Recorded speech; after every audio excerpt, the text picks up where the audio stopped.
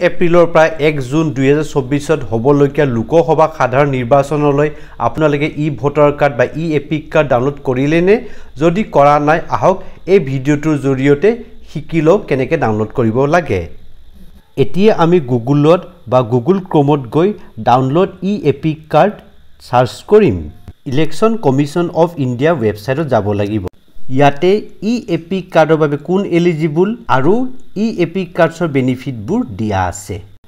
এতিয়া আমি download epic কাৰ্ডত ক্লিক কৰিম নেশ্যনেল ভোটাৰ সাৰ্ভিস পোৰ্টেলত গৈ ক্লিক হিয়াৰত গৈ ক্লিক কৰিম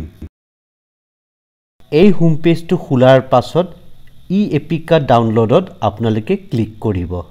নেশ্যনেল ভোটাৰ সাৰ্ভিস পোৰ্টেলত যদি ৰেজিষ্টাৰ নাই তেন্তে সাইন আপত গৈ ৰেজিষ্টাৰ কৰি ল'ব ইয়াতে তাৰ পাছত লগইন কৰি ল'ব ফোন নাম্বাৰ বা ভোটাৰ কাৰ্ডৰ নাম্বাৰেৰে আৰু পাছৱৰ্ড দি লগইন কৰি ল'ব কেপচাটো শুদ্ধ কৰি ফিল আপ কৰি ৰিকুৱেষ্ট অটিপিত ক্লিক কৰিব তাৰ পাছত ৰেজিষ্টাৰ মোবাইল নাম্বাৰত অটিপি আহিব আৰু সেই পেজটোত অটিপিটো ফিল আপ কৰি লগইন কৰি ল'ব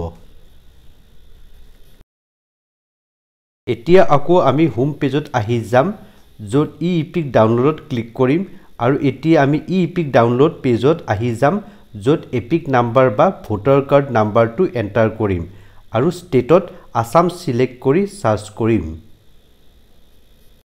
এতিয়া আপোনাৰ ভোটাৰ কাৰ্ডৰ ডিটেইলছখিনি আহি গৈছে সেন্ড অটিপি ক্লিক কৰিব তাৰ পাছত অটিপিটো এণ্টাৰ কৰি ভেৰিফাই কৰি ল'ব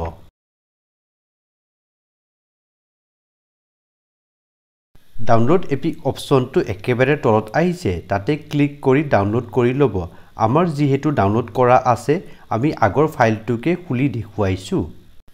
ইলেকশ্যনৰ ডেটৰ আগত আপোনালোকে ডাউনলোড কৰি ল'ব